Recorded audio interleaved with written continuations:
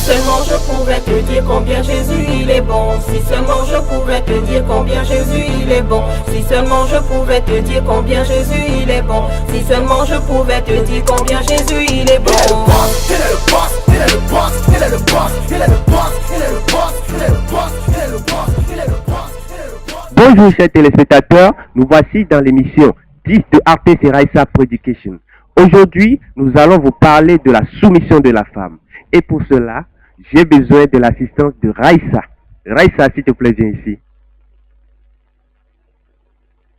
En tant que femme soumise, elle est venue à mon appel. Ou bien Raissa.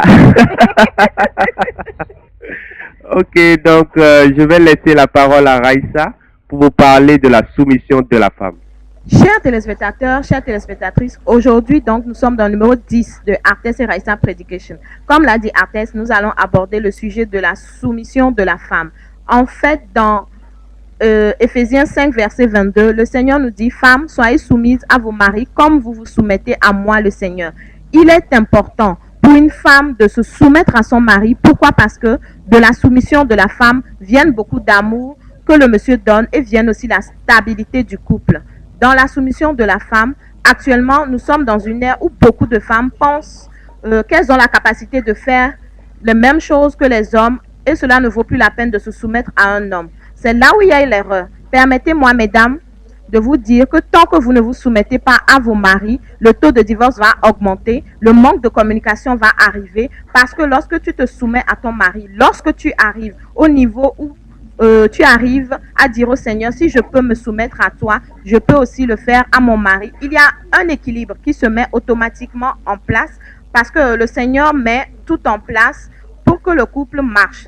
Si vous avez suivi le film War Room, vous allez voir qu'Elizabeth Johnson, à un moment donné, elle a dit quoi? Elle a dit, Satan, hors de chez moi. Soumets-toi à Dieu, résiste au diable et il fuira loin de toi. Elle a compris que ce n'est qu'en acceptant la soumission qu'elle pourra ramener le cœur de son mari vers elle. Ce mari qui partait déjà vers l'adultère et la soumission, comment elle a fait? La soumission, ce n'est pas crier sur son mari. Vous pourrez avoir un bac plus 5, plus 10, arrêtez de crier sur vos maris. La soumission de la femme, c'est quoi? Lorsque ton mari te parle, prends le soin d'écouter ce qu'il te dit. Prends le soin de mettre en pratique parce que c'est important, mesdames. Mettez en pratique ce que vos maris vous demandent de faire. Lorsque vous ferez certaines de ces choses, mesdames, vous verrez que le comportement du monsieur va beaucoup changer. Il ira faire la comparaison entre celle de la maison et celle qui est au dehors.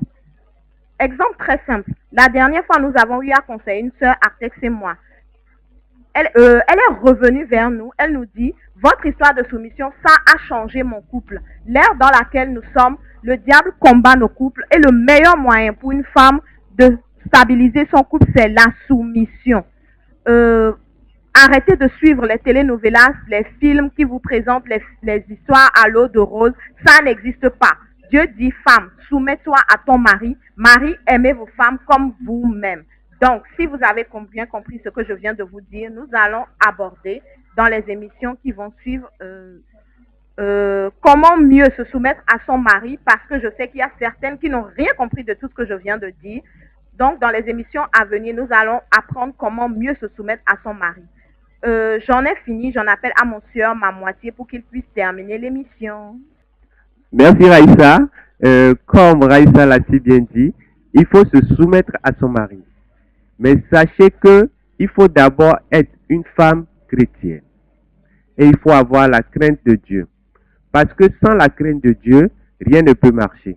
Mais comme on l'avait dit dans l'émission précédente, madame, si vous avez un bac plus 40 ou un bac plus 50, laissez votre bac plus 50 au dehors avant de rentrer à la maison.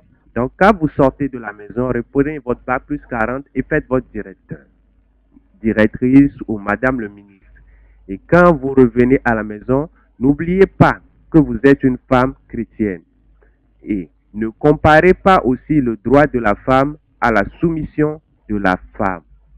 La femme a son droit, c'est vrai, mais la femme doit respecter son mari. Même si votre mari est une mauvaise personne, il faut savoir réagir quand votre mari vous fait du mal. Parce que personne n'est parfait, d'accord? Personne n'est parfait. Et quand votre mari fait du mal, il faut savoir comment répondre à votre mari. Parce que c'est votre réaction qui fait que votre mari est encore plus violent et brutal. Oui, j'ai bien dit violent et brutal parce que dans les couples, c'est ce qui arrive. Il y a des divorces et des séparations. La violence et la brutalité. Donc évitons cela et remettons tout à Dieu. Dieu est la seule réponse à tout. Merci d'avoir suivi Artès et Raissa Predication.